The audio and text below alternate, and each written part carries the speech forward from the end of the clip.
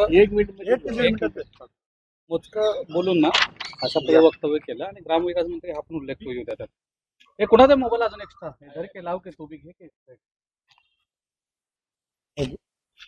थोडं वर जाऊ नको. आवाज आवाज एक मिनिट थांबा.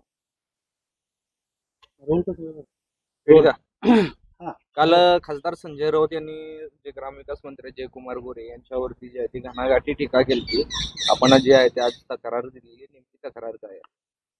खासदार संजय राऊत यांच्या बिंडोकपणाच्या बोलण्यामुळेच शिवसेना पक्ष संपलेला आहे. तरीही त्यांना अक्कल यायला तयार नाही. काल त्यांनी ग्रामविकास मंत्री जयकुमार गोरे यांच्या विरोधात अश्लाघ्य भाषेत शिवीगाळ केलेली आहे.